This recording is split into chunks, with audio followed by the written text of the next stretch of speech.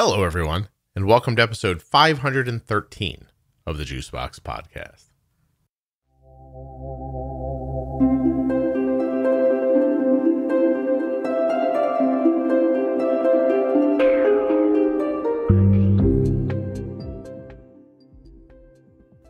Today's show is called Breaking the Clouds, and my guest is Sarah. Now, I lost the first 4 minutes of this episode. I'm sorry. I don't know how it happened.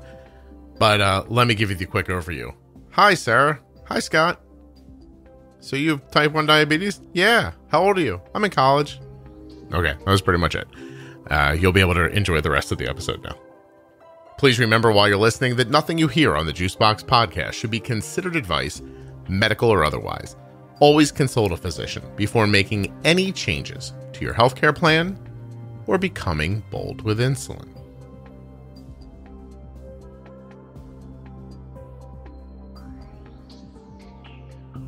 I'd like to remind you that if you're looking for the Diabetes Pro Tip or the Defining Diabetes series, you could look at diabetesprotip.com.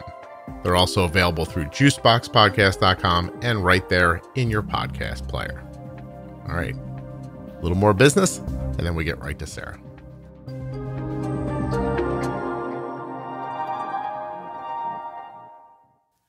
This episode of the Juicebox Podcast is sponsored by Omnipod. Find out more about the Omnipod Dash and all of the Omnipod products at omnipod.com/juicebox. Later in the show, I'm going to tell you about the Omnipod Promise. The show is also sponsored today by the Contour Next One blood glucose meter. I have never used a more accurate meter. I have never held a more comfortable meter. It is wonderful. contournext.com/juicebox. I clicked on the wrong button just now and cut Sarah off for everybody listening. So this is going to feel like a really awkward edit. But I asked Sarah this question already. She started to answer and I messed up. So, hey, Sarah, do you think either of your parents had anxiety? I think that my dad might have had a little anxiety in the same sense I do.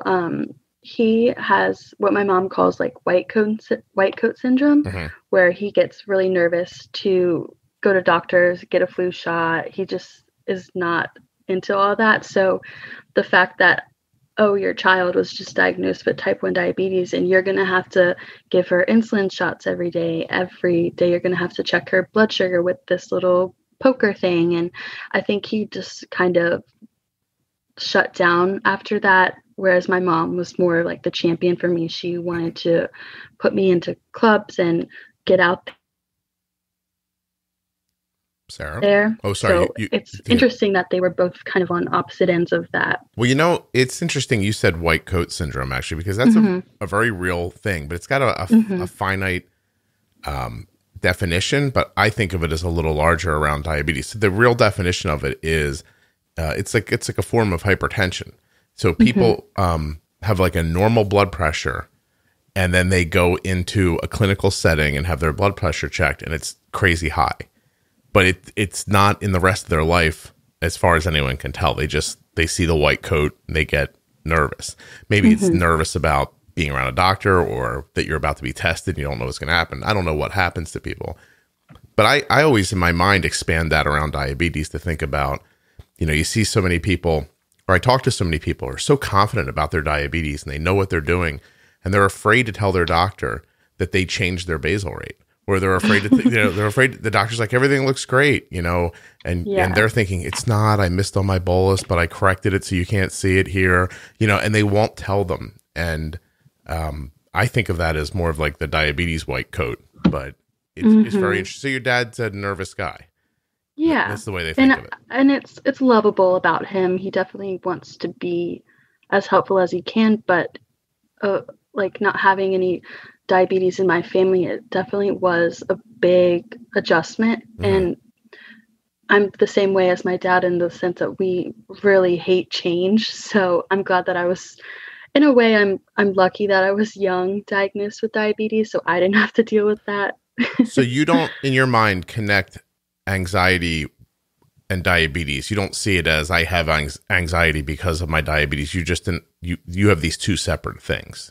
Yes, okay. But the diabetes definitely doesn't help my anxiety sometimes. I would Like imagine. for me, I'll get I've been a lot better recently, and like it's kind of crazy that my anxiety has gotten better during a pandemic, but it's the truth. I've been able to manage my diabetes even better over this year, whereas my anxiety would make me so overwhelmed that it got to the point where I was checking my number maybe twice a day. This was before my CGM. This was when I was still using a manual checker. What are they called? Sorry, I've A lost blood the word. glucose meter. But yes, yeah, sorry. I would check when I woke up and kind of after I did my homework and was about to go to bed. And that was the point where I was in my lowest with anxiety.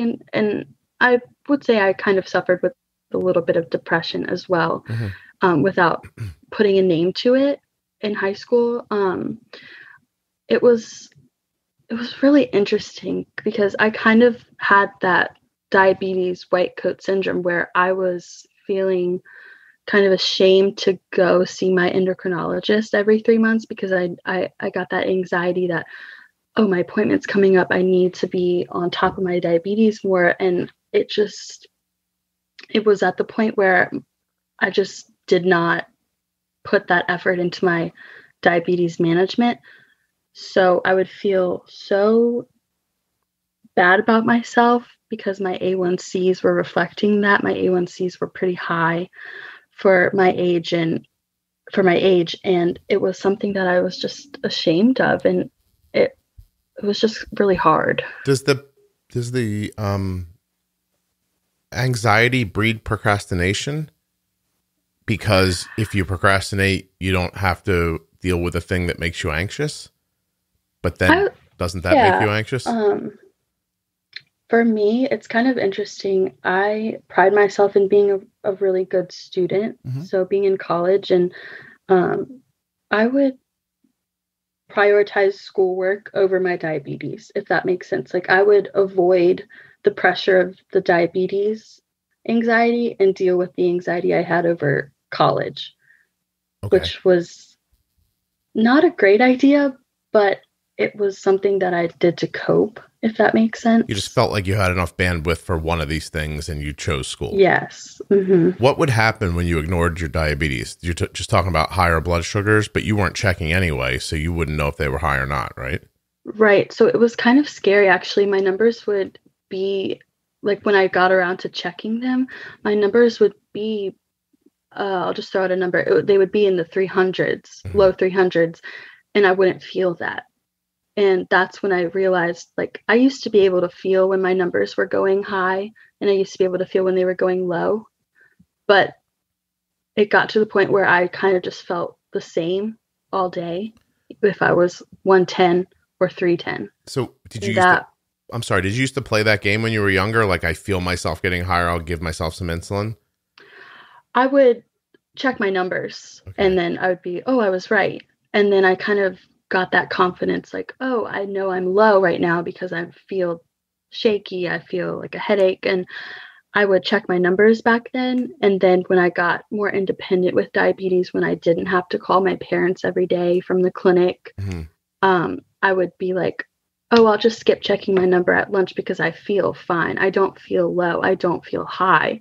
But what happened was my numbers would steadily be high.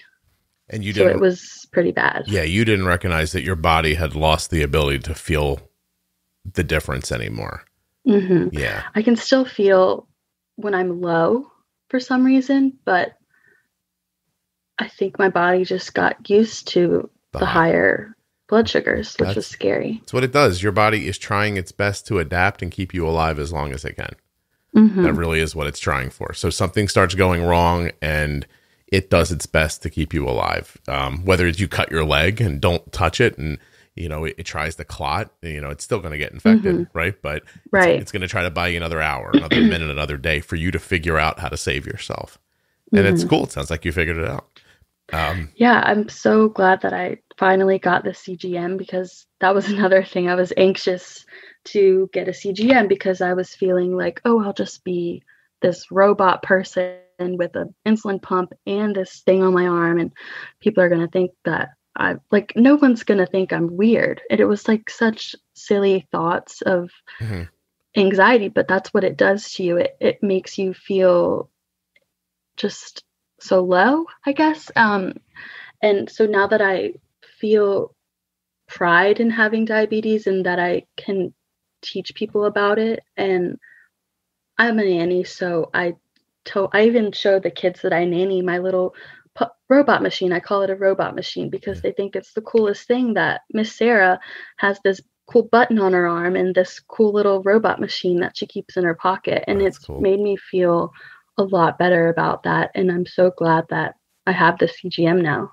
because I can check my number and make it kind of fun for people around me too. I'm glad for you as well. But I have a question. So you said you had a lot of like worries, like, oh, I'm going to look like, a machine, blah, blah, blah. Yeah. Did you ever worry my blood sugar's really high, I'm going to kill myself? No. Isn't that interesting? And it's scary to think about because I wouldn't care if my number was high. I would just be like, oh, okay, I just have to put some insulin in and I'll go to bed. Like I wasn't taking care of myself in that way. So it was really bad. And I don't mean you specifically, but I just think it's incredibly interesting how our minds work. Very. Yeah. You're like, well, I don't want this thing on me. That is going to be a large problem. Yes. Not having it might be causing me to, have significant health concerns and pass earlier than I should or need to. And that's not, even in an anxious person, that your anxiety didn't train you on that idea and make you worry about that is, I find that fascinating. It really is. And I had plenty of arguments with my mom about it because she had wanted me to get it since I was first available to have a CGM. And I just was so stubborn and just worried about that instead of the real problem of managing my diabetes. Yeah. How many years do you think you were in that space where you weren't really managing well? And your A1C you said was high, but you didn't put a number on it. But so it got to it was like in the 9s. Okay. For about a year. And I wasn't really managing for about 2 years at the end of high school and the beginning of college. Gotcha. For me. When you kind of translated away from translate is not the right word. When you, what's the word I want? Transitioned. Oh my God, Sarah, you couldn't think of a word earlier and now I can't either. So when you kind of transitioned away from your family's management and into that later high school, college time, so you maybe only had 2 or 3 years in there where you just weren't really on top of it. Did they think you were? Like, didn't your parents see the A1C go up though? So I started going to my endocrinologist appointments by myself. So that was an easy way out for me to be like, oh yeah, my A1C was good. Shannon, who's my nurse practitioner, she was always so helpful with me, but I would just it was kind of like in one ear out the other for a while. I kind of just avoided the change because I didn't think that I could manage it well, but it's not the truth. Everybody can manage it. It's just the fact of motivating yourself to do it, I believe. Let me ask you, did you feel like you couldn't do it without your parents, but you were supposed to do it without them? I don't know if it was that I couldn't do it necessarily, but it was just the change of going from my mom and dad over my shoulder all day to being independent and not having to manage it by myself, but I kind of chose to because I was just tired of it, I guess. And it honestly felt kind of like a break from diabetes. I think that's where it comes from, is like I was just so overwhelmed with everything a normal high schooler goes through. And then having diabetes on top of that, I was just like ready for kind of an escape from it. I have to tell you that where I grew up, we called this, we didn't have a name for it, but it was something that we recognized about girls who went to Catholic school their whole lives. Like they would graduate from high school and do something drastic. Right. You know what I mean? They'd cut their hair oddly or date a guy they would never date or, you know, some girls became really promiscuous. It's just like, which I don't even like that word because I don't think of it as that. I just mean they just, like, Sarah, what I mean is they started banging a lot is what I'm saying. I don't have a judgment. I don't have a judgment about it, like what it means. Right. But they would just break from whatever. I always thought of it as they were being forced to stay in a cocoon. And so that they didn't get let out slowly, it was just like, hey boys, I'm here. You know what I mean? Like it just all at once kind of a thing, and a run towards whatever wasn't their norm. And I wonder if, you know, you talked about school being important to you. You sound like you live in the Virginia-ish area. So it sounds like you probably have like a real firm respect for your parents, not wanting to let them down, that whole thing. I'm about right about that, right? Absolutely. Yes. I'm the first person actually in my family to go to college. Wow. So I think that's another factor of that. I really want to get this degree and make myself proud and my parents. So I think I was very focused on that. And I just let that kind of be my priority. And I wonder if the doing things like that as you're growing up, I'm now talking about everybody, not just you, but I wonder if the doing things as you're growing up because you're supposed to instead of because you want to, doesn't leave you with that feeling of I have to get away from this. And the very first minute you have the opportunity, you escape it somehow. And it sounds to me like your drive to be a good student, you had more stressors to do that than you did to take care of your diabetes. So that's the one you chose. Right. I kind of put the diabetes on the back burner. And you're a good student too, right? So it makes it easier. Like you can gravitate towards the thing you know you're going to succeed at when you run towards one of them. Exactly. I don't know if I'm right about that. I could be 100% wrong. But it's why while we've been raising our children, we've tried really, really hard to mix what we want and hope for them with who they are instead of just saying, this is what you're supposed to do this. And it's hard as a parent sometimes when you're like, oh, I really do wish this is the path they were on, but it's not right for them. I shouldn't force them onto that path, you know, but, you know, good news. You figured it out, right? What pushed you over the edge? Like what got you thinking about it differently? Honestly, I was just one day I was like, wait, I don't want to die when I'm like 50 or 40s, you know, like I don't want to let diabetes control me anymore. I was so scared and anxious for a long time that, well, diabetes, it's different every single day. What is the point of trying to fix my numbers, trying to adjust my basals and trying to get the CGM to see how my trends are going? And one day I was just like, okay, this is enough. I am going to college to get a degree to have a career, but I'm not taking care of my health. What's the point of like one or the other? I need to do both. I think it was just like one day I just was like, this isn't healthy and I need to be healthy. And it was just kind of Yeah. And the diabetes sounds like it impacted your goal. Like it finally was a prohibitive thing to you because you had the conscious thought, why am I planning for a future that I can't have? Right. I need to make sure my health is there so that this future I'm putting together for myself isn't full of health issues or maybe shorter than I want it to be. That's really interesting that you came to it so quickly. Did you have do you feel like you still have some depression, or is it just the anxiety now? I think it comes and goes. It's not major anymore. I think for about 1.5 years, I was really at a low point, but I was functioning. Like I had high functioning anxiety and depression.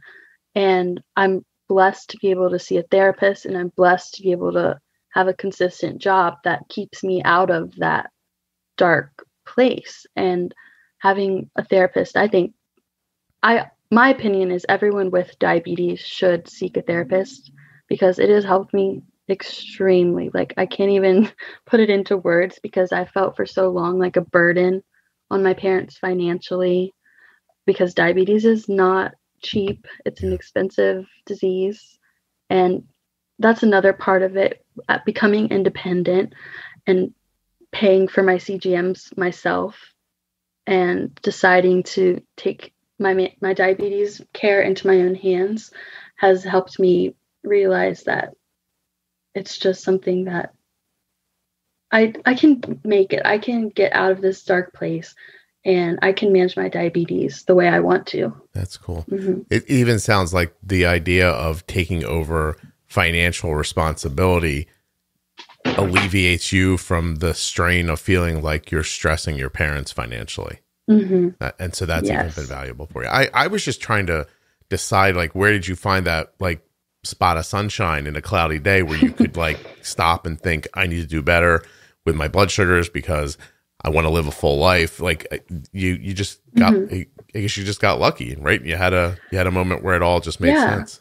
So honestly, we're in a global pandemic right now, but it has helped me figure out what I want to do. So for so long, I wanted to be a teacher. I still do want to be a teacher, but that kind of sunlight that you're talking about is when I figured out, hey, why can't I teach about diabetes? Why can't I go that route of it? So I've focused on becoming a diabetes educator. And that's something that I've had a newfound passion for this year. And I think that's another part of it, because I'm really excited about that. And because of struggling with anxiety and some depression in my life, and it kind of regards diabetes, I think that I'll have a really good viewpoint for people to help them. Yeah, I bet you will. That's excellent. Well, cool. You're doing great. Did you find that having access to your blood sugars more regularly through a continuous glucose monitor, that changed your ability to manage? Like what would you tell me your A1C is now? Oh, my last A1C was, it was 8 point something. So we're slowly getting down. Yes. Gotcha. And I've been able to, I have a Freestyle Libre, and I love it. I can see on my app and I scan it with my phone every day. And it's just pretty cool to like see it in the green. It has like a green graph, and when you go low it goes red, and when you go high it goes orange, like, and it's just pretty cool to visibly see my graphs every day, because then I have been able to focus on a specific time of day where, like, I was waking up with really high blood sugars in the morning, and so like researching that and finding out about like the morning phenomenon where sometimes people's blood sugars spike in the morning, like when they wake up. That has been really, it's kind of fun for me to be watching my numbers throughout the day. And that's actually really helped my anxiety to be able to get see it as a whole day, instead of thinking like, oh, my number's high right now, let me go think about it for hours. Like, oh, my number's super, super high. What do I do? And being able to see it go down steadily on a graph has helped me. I don't know if that makes sense. No, it does. It makes seeing it has really helped. It makes it aspirational. It makes it something that you feel like you can affect, because you can see cause and effect. You can see, I did this and then this happened. Oh, I could do more next time, or I could do it sooner. You start really figuring out how to use the insulin. Because Sarah, that's really where you're at now. It's interesting as you're talking. You're basically in year 1 of diabetes right now. I know. It's crazy. It's not. It happens to a lot of people. It really does. I've spoken to so many people who figure these things out at all different times of their life with diabetes. I'll tell you, I spoke with a woman once who was a mother, and she was a single mom. She had a bunch of kids. She was in her late 30s, and she said that the podcast helped her figure out that, what was going on. But she had had diabetes since she was like 16. Wow. And she had never fundamentally understood it. And this is where you are. It's like you just got diagnosed and someone explained it to you correctly. And now you're starting to figure it out. How do you listen to the show? Yeah, so I first found your show by accident on Spotify No. over the summer. So I would say maybe like May or June is when I first listened. And I was scrolling because you have so many episodes, and it was like, oh my gosh, why have I never heard of this before? So I really like took a deep dive into your show and listened to like a lot of podcasts about people who are about my age and with anxiety or like depression episodes especially, and it really helped me figure out like, oh, there's other people that struggle with this and I can change this. And it's another interesting thing is I have two close friends that have type 1 diabetes. We met in high school in the clinic in the nurse's office, and we've become really close friends because of diabetes. Yeah. But it was almost like I had more pressure on me to manage better because they would always tell me how great they're doing with diabetes. And I was kind of sitting there like, oh, my number's been in the 200s all day. But I wouldn't say that. I just kind of felt that secret shame. Yeah. So you're illuminating something that I've long believed is that there's always been sort of this vein in diabetes, in the diabetes space. Like you don't talk about doing well because it makes other people feel bad in the exact same way that you just explained. I've always thought, why don't we talk about doing well and show somebody how to do well at the same time, right? Because if those people would have said to you, hey, my blood sugar is 89, what's yours? And you said 200, and they said, oh, that's okay. Here's the super easy secret how to fix that. You would have been like, oh, cool, thanks. And that would have been the end of it, except they didn't know why they were doing better than you. And by the way, you were a little kid. You might have had a 200 blood sugar. They might have had 160 blood sugar. And you were like, oh my God, they're killing it. And, you know, maybe they really weren't. So it's all perspective. But I understand that feeling of like seeing somebody do better than you and just shutting down because it's embarrassing to say what's going on with you. But I think, in my opinion, unless you found them already, you're ready to jump to episode 210 and listen to the pro tip series. Okay. And that's going to help you figure out how to use your insulin better. I would honestly tell you, if you listen through the pro tip episodes, I would guess your A1C would be in the 6s in like 3 or 4 months. Wow. I think it could. I think you just don't fundamentally yet know how to manage your insulin. You're right. And I think for a while, not really understanding exactly what my disease was hard for me because being diagnosed so young, it kind of was like managed for me for so long. And like we've been talking about the new independence of diabetes, and I'm starting over basically with management. Okay. Yeah. No, I think that, I mean, it doesn't have to be difficult, but it is if you don't have the tools. And the tools are ideas, right? They're concepts. And I'm talking to you now for 40 minutes. You're a bright person. You're motivated. There's no reason why you couldn't take these easy to use ideas and put them into practice. And I could even, if you want, I'll walk through a couple of them with you right now. I honestly, are you up for that or? Yeah, that would be awesome. Cool. Okay. So Sarah, here we go. Ready? First of all, if your basal insulin isn't right,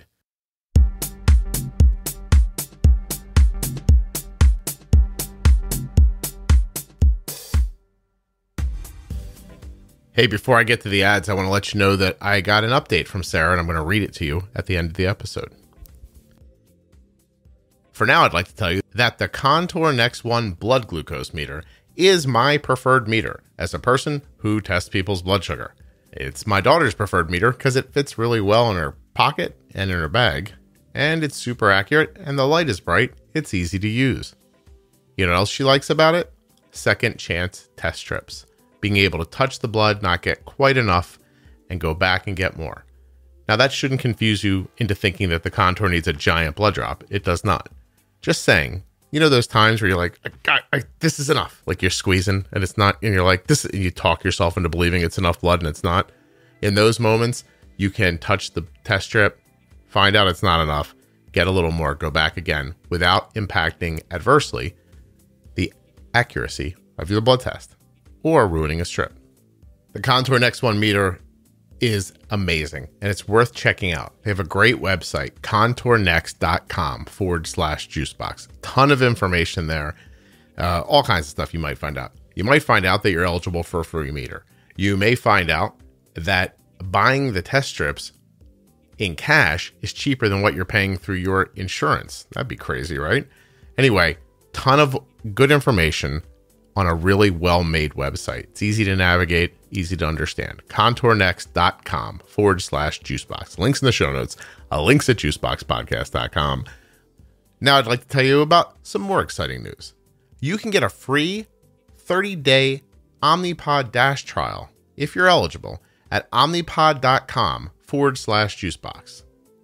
Now you may be thinking, yeah, Scott, I'm waiting for that next big thing before I jump in. Well, guess what? There's no need to wait for the next big thing, because with the Omnipod Promise, you can upgrade to Omnipod's latest technologies for no additional cost as soon as they are available to you and covered by your insurance. Terms and conditions apply, but you can find out all of the details at omnipod.com/juicebox. Head over there right now and you can get started tubeless insulin pumping right away.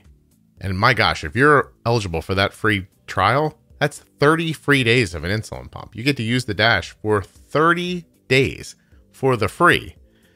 Definitely worth checking out, especially now, summertime, get outside, be a great time to give it a whirl. I do want to say this. Say you get the Dash. Oh, and you'll love it. But then something else comes out and you're like, oh, I wish I had that. Just get that.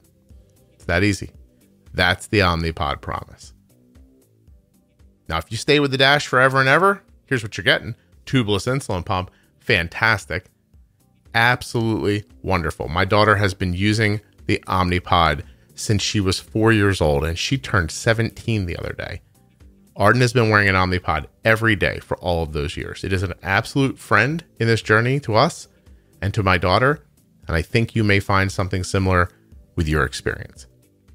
Omnipod.com/juicebox. contournext.com/juicebox. Links in the show notes, links at juiceboxpodcast.com. Please consider supporting the sponsors. All right, let's get back to Sarah.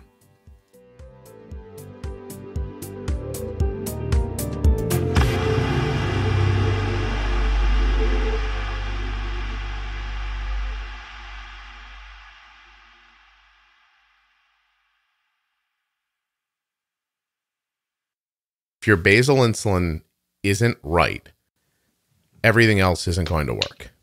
Okay. And by right, I mean away from food, away from other influencers.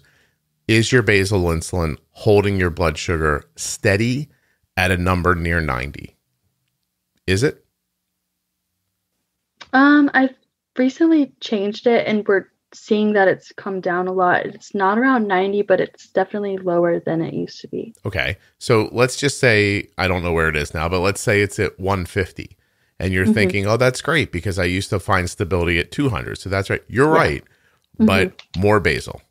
Like keep moving your basal up until it holds you stable and steady at a number that you're happy with. Okay. For me, I mean, we're shooting for like 85 with my daughter, but let's say you could just try for 100 for now.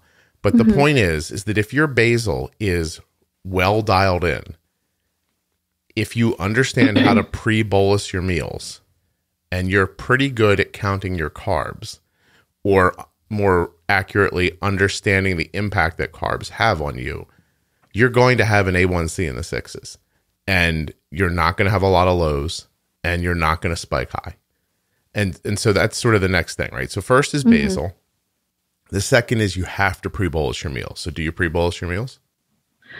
I tend to bolus like as I'm sitting down with my food. Don't worry. I already knew that when you told me your A1C. So, so now the next thing to do is you get your basal right, and then you learn your pre-bolus time. And you can do that easily by getting stable somewhere away from food, like a few hours removed from food or insulin. Find yourself stable anywhere. Say you're stable at 150. Put in a bolus that you think will move you from 150 to 90. and see how long it takes for that bolus to begin working. That amount of time is about your pre-bolus time. And now let's say that ends up being 15 minutes. Now you start bolusing your meals 15 minutes before you eat them. That stops the big spike, right? And it also keeps you from getting low after meals, because I'm also going to guess that you get low after you eat and have to retreat with food and then get high again. Does that happen? It happens sometimes, but actually what tends to happen is I'll kind of stay the same blood sugar. So you're going up and staying up. So you're not using enough insulin and you need a pre-bolus. Right. So we're changing that. We're trying to, the insulin sensitivity has been a struggle for me. The idea of how far a unit moves your blood sugar? Okay. Well, so if your basal's wrong, it's going to be hard to figure that out. So imagine if the basal insulin, I'm going to make up numbers here, but imagine your basal insulin is at a unit an hour, just a nice round number. And it really should be, I don't know, a unit and a quarter an hour. So that means that every hour that you're awake, your basal insulin is deficient by a quarter. So every 4 hours, you're missing a unit. Or 4, 8, 12, 16, 20, 24, you're missing 6, is that right? 6 units of basal a day. And so if you had that insulin in your basal, your blood sugar would be lower, and it would be easier to impact a blood sugar with a correction. So saying that, your insulin sensitivity is a unit for 50 points, but your basal's off by 20 or 40%, that's not accurate. So it's basal first, then pre-bolus, then really understanding your meals and your food. And by that, I just mean really having a firm grasp of the glycemic load and glycemic index of foods, meaning that 10 carbs worth of watermelon is not going to move your blood sugar as far or need as much insulin as 10 carbs of white rice. Right. Right. And once you have that down and you can start making better decisions about your meals, those are the cornerstones to me. Of course, if there was one more, I would actually have a cornerstone, but let's call them a triangle stones. Those are the 3 ideas: basal, pre-bolus, really getting the amount of insulin you need for your meal down. After that, you branch off into what protein and fat do to like later rises after you've eaten and understanding stuff like that. But honestly, that's the base of it right there, in my opinion. Does that all make sense to you? Yeah, it's great. And I mean, it's something that is definitely going to take time. And I know it's not easy. It's easier said than done, but I'm very hopeful. I agree. And I don't agree. Okay. So what I'll say is, if you came here today and said to me, "Hey, Scott, here's my Libre controller and my pump," about 4 hours from now, I could have your blood sugar stable at 85. And then we'd know your basal was right. Then we could figure out your pre-bolus and move on. It's hard because you don't have all the tools, like the knowledge, and I mean knowledge when I say tools, to do the thing. So it seems like every idea is just it probably feels like you're just throwing darts with your eyes closed, right? Right? Like you're guessing, like maybe this is where I turn up. Tell me this, your basal profile, is it one basal insulin all day, or do you have a whole bunch of different segments?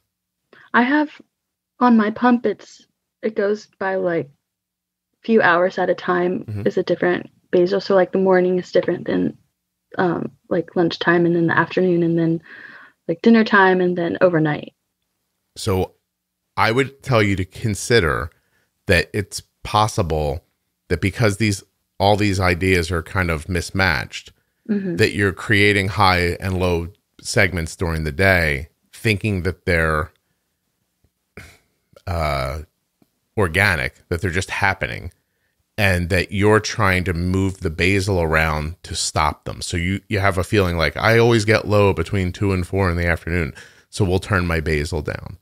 And what I'll tell you is that the first time of any 24-hour period that your basal's wrong, if it's too weak, you're going to get higher later. Eventually, you're going to bolus at that high number, which is going to make you lower later. If you get in the same pattern over and over again, you can fool yourself into believing, I'm always low at 9 p.m. When the truth is, you're using too much insulin for your dinner at 6 p.m. And I'm making stuff up now. But, like that's the idea. So that's why I'm saying basal, pre-bolus.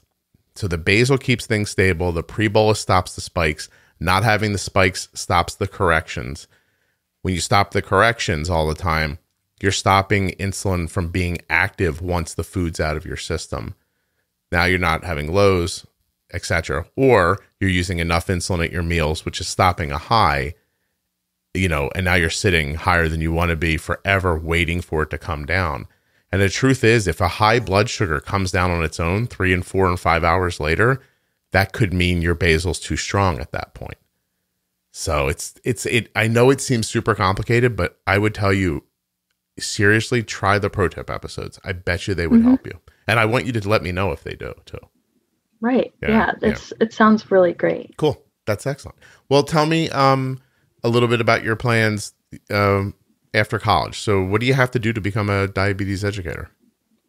So I'm not sure if it's different for different states, but at least in Virginia, there's a few different routes that I can take. I can become just a nurse, straight up nurse.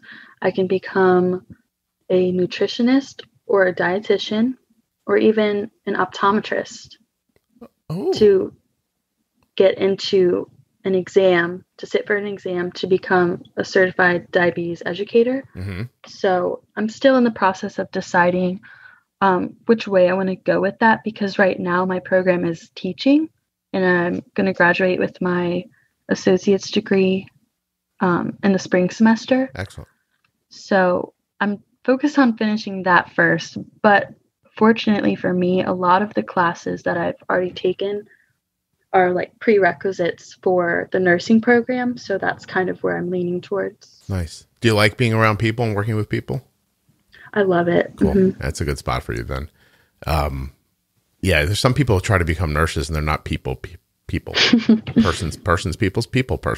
What is what are you? You're a people person. People person. They're not a people person.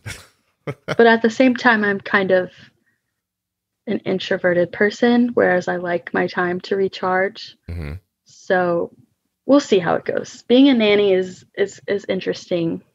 But I'm really blessed to be able to work. Yeah, no kidding. Kids. So being introverted, does that mean that when you're around other people, projecting an image that you think people want to see in a social setting drains you? No, I think it's more of, I prefer smaller groups. Like I love to be around people, but when it becomes like bigger groups, like more than like 5 people, I'm just kind of like, oh, I can't really talk to all of you and like keep a conversation going, but maybe I'll just talk to one person. So that in that kind of way. That's interesting. When there are a lot of people, they all seem like individuals that need attention. Like you can't see people as background. Well, yes and no. So I like to, before the pandemic at like a party, for example, I would stick to like my group of friends, but I mean, that's normal. So I'm not sure how to explain that, but yeah. Well, I don't know either. I'm interested because I'm imagining myself in a group of like many, many people. And I feel like I just see the sea of people around me as just a blur of nothing. You know what I mean? Like I don't focus on them. They could be there or not be there. I don't love gatherings like that either. Just so you know, I'm not. It's not my favorite either. I don't know a lot of people who love to be around, 100 screaming people. It's not a lot of fun, for me at least. Wow. Okay. Is there anything we haven't talked about that you want to talk about? I just wanted to mention, like, as we're going over the pro tips and things, like, I love all of the advice and I really appreciate it. But it's important to remember for people with diabetes and anxiety, like, it is manageable, but it just takes a little bit more, what's the word? I guess motivation for some people. It could be people with depression, it just takes a little bit more motivation to change these things. So I'm in a good place right now where I can look at the 3 points you gave me, and I'm really excited to try this. But if you talked to me a year or 2 years ago, I would have just been like, okay, that sounds great, but I don't think I'll be doing that right now. Like, does that make sense? No, like, it's important to remember that it's gonna work out, but each person is different, and I totally respect that. And I just want to make sure that that's someone everybody listening can still remember, because I was definitely in the place where advice was more, so I was taking advice as insults in the past, and now I'm super excited about advice in diabetes because I have that newfound hope for it. That's interesting. So advice felt like an insult, meaning at some points, yes. Yeah. Mm-hmm. Just like, hey, you know what you could do? You could get up and go for a walk, and that would be good for you. And you're like, I know, right. I'm lazy. And that's how it felt, right? Mm-hmm. And then it's an attack. Like, I know a lot of people out there have anxiety and depression, but for people like my boyfriend, who is an amazing supported system, and all my friends, but I'm one of the only people in my, I guess, bubble, in my group, that suffer with depression and anxiety as intense as I did. So for a while, it was hard to even reach out to be like, hey, I'm struggling. Mm-hmm. And sometimes it was just like, well, why don't you go do this, like you said? And I think it's important to remember that it's going to be okay. Yeah. We just have to, yeah. No, it's interesting because you found part of the podcast where it was people talking, and that made you feel like you're not alone. And mm-hmm. that was helpful. But I think, if I'm not wrong, what you're saying is that if you're anxious or depressed, that the process is going to take longer, right? Because you kind of have to make yourself right with a step and then move to the next one. And that even mm-hmm. just saying, hey, it's basal, pre-bolus, this is where you start, that could seem overwhelming to somebody. Exactly. Right. Because even though as you were discussing it, you were like, 1, 2, 3 points. We can do this in a couple of hours. For someone like me, it's more than that. It's more like, well, what about this? What about this? As an anxious person, you just think of all the bad things instantly, instead of like, oh, this is going to be simple. We can fix this right now. Right. So for people, I just want to make sure that everyone can know that it just was going to take a few more steps, I think. And those steps are, so my 1, 2, 3 are really 4, mm-hmm. 5, 6, because the 1, 2, 3 for you, if you have anxiety, is how to get to a place where you can put those other things into practice. Right. And it's a lot of mental work. Mm-hmm. But are you unable to tell me what those other steps are? Because do you even know what they were for yourself? See, I think it's different for each person, but for me, I would be like, well, what about if I want a snack? What if I just go take a nap? What if I actually go do yoga? What if I go take a walk? What if somebody needs me to come do this? What if I'm working that day? And what if I have this big project to do tonight? Like, that is kind of where I'm coming from. So like the anxiety of everything else in life those steps. I see. So the anxiety gives you worry about endless things that mm-hmm. whatever you can imagine, you're willing to worry about in that moment. Yeah. like what if I have to paint my room in the middle of this while we're basal testing? Then what's going to happen, Scott? Obviously I'm going to die. like that, right? Like it feels that way. I see. Okay. Well, that sucks. So like when you were saying that, obviously you're not going to go to that place, but my brain is just like, what about this? What about this? And it's not like a bad thing. I'm just saying it's some people, I kind of struggle with that, No, I understand. I really do. I know people who have anxiety, and mm-hmm. I've spoken to a lot of people on the podcast who've been depressed or anxious, and I'm never not,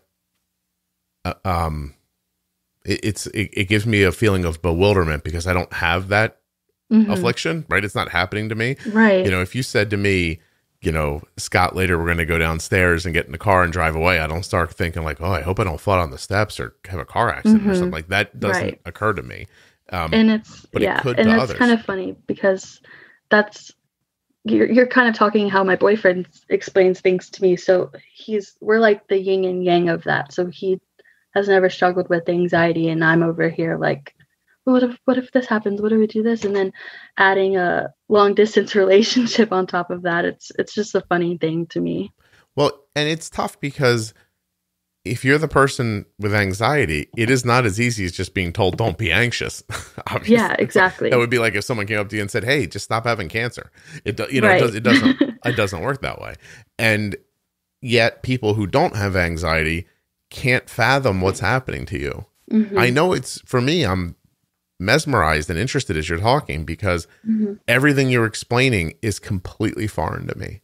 I can't even put context to it. I just don't have that experience, Right. And to help you, like if you made it my empirical reason for being alive to help you not feel anxious, I don't know what I would say to you. You know what I mean? Like the only thing I can hope is that if your blood sugars become more stable, that'll be one less thing for you to be anxious about. Maybe that'll free up another break in the clouds for you to do something else, Right. And that's why I say I think it's super important for people with diabetes, even if you don't struggle with anxiety or depression or any mental illnesses, I think it's still super important to see a therapist, to talk to somebody about it, because it can be really stressful. Yeah. Can you, similar to what I just said, do you have trouble believing that some people just don't have anxiety? No, not at all. Okay.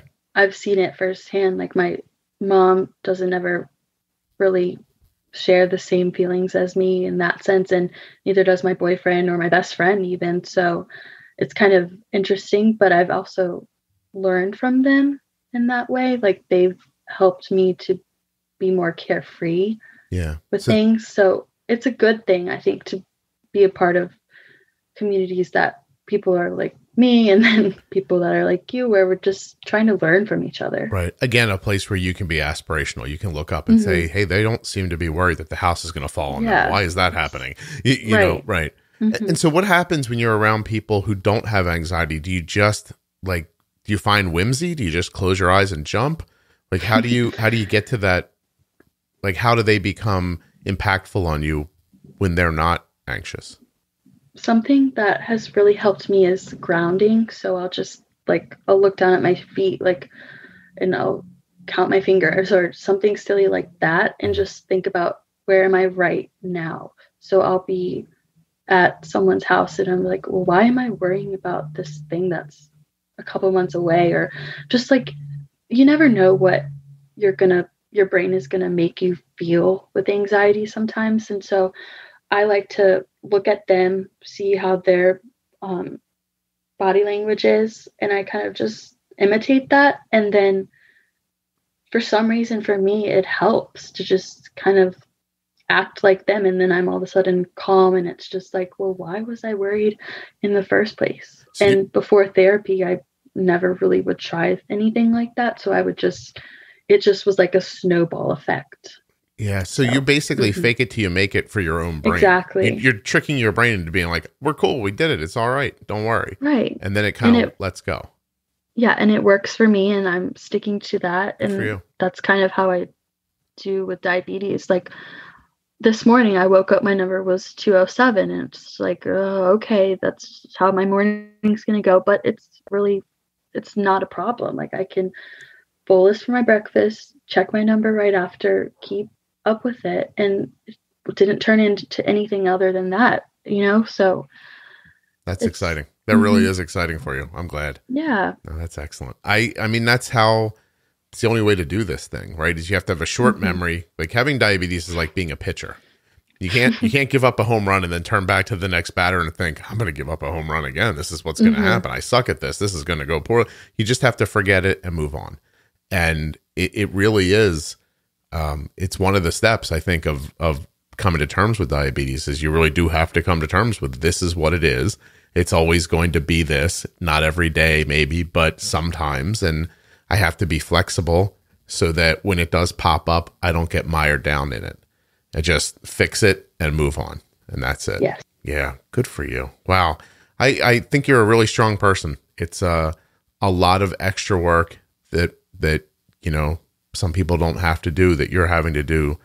And, it's very cool that you didn't give up. It's really great that you saw something and kind of ran towards it. I'm very proud of you, and I've only known you for like an hour. So, thank you. Yeah. And your episode's going to be called Break in the Clouds. Oh, that's awesome. Isn't that nice? That's beautiful. Thank you. Oh, no one's ever said that before. Once I got yelled at. I was hey, I'm going to call your episode this. She's like, no, you're not. I was like, oh, I'm sorry. I won't. Oh, no. It's like, it's very, very easy to push me around. When you mentioned pitchers and home runs and things, it reminded me, I played softball in high school for 2 years. And in 2 years, I probably had about 40 juice boxes. And so my softball coach called me Juicebox, which is kind of funny that I'm on the Juicebox podcast. Juicebox, get into the field. You're playing second. Yeah, I would be in the dugout with the Capri Sun before the next inning was up, and it was just, I don't know. I was a mess. Well, listen, I think there's a world where you could go play softball again and your blood sugar wouldn't get low while you were playing. Absolutely. Yeah. And that world, just for clarity, is built on a great basal rate, pre-bolusing your meals, and understanding your food. Mm-hmm. That's it. I am dying to hear back from you. So, well, I will keep in touch. Yeah, I want to know how this goes. I really do. Yeah, I'm really excited to.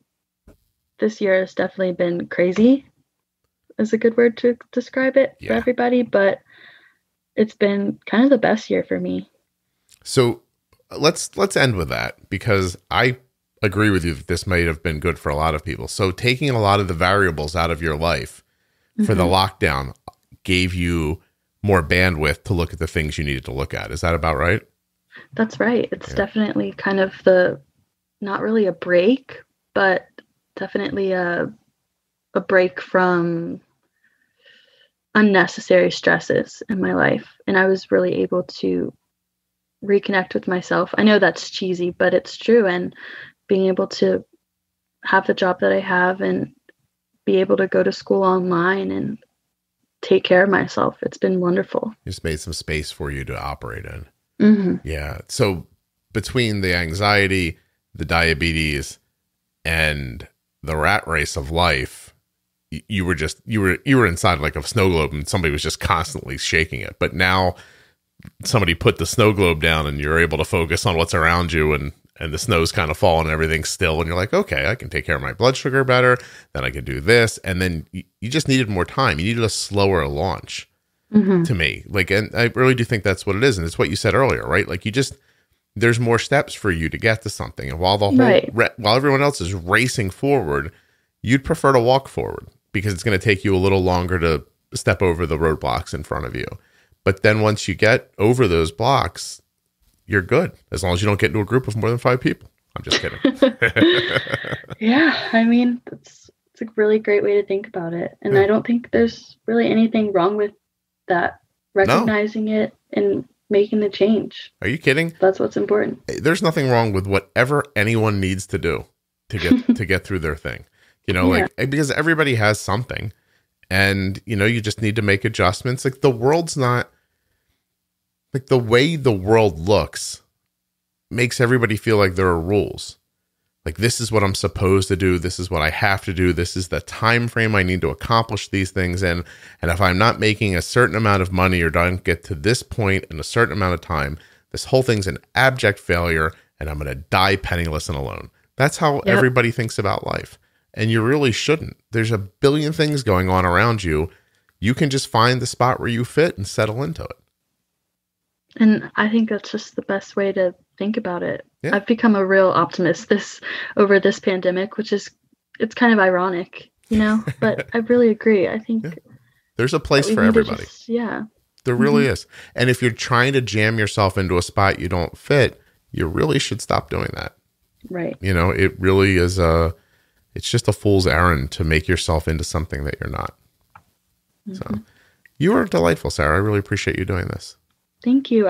I'm so glad that I was able to come on, and if I can reach just one person struggling kind of the same way I was, I mean, that's so worth it to me. You're going to reach a lot more than one person. So, so thank you very much for sharing your story. Was it easy for you to talk about yourself, or did you find this troubling? So I reached out to you maybe in June or July. I can't even remember. Mm-hmm. And you telling me December, I was like, oh, that's going to be great. Whatever.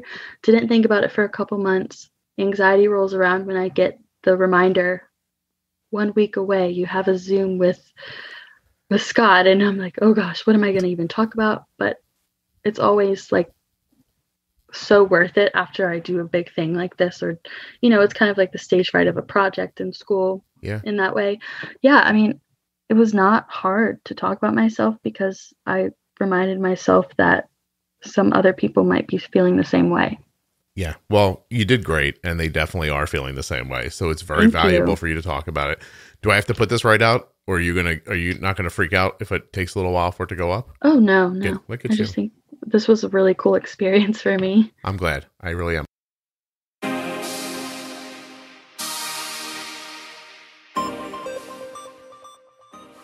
Huge thanks to Sarah for coming on the show and sharing her story.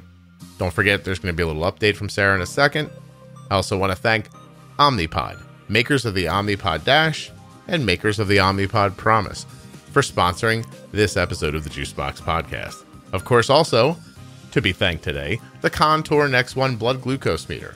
You can find out more about that meter at contournext.com/juicebox. And the Omnipod is available to you at omnipod.com/juicebox. Head over and find out more.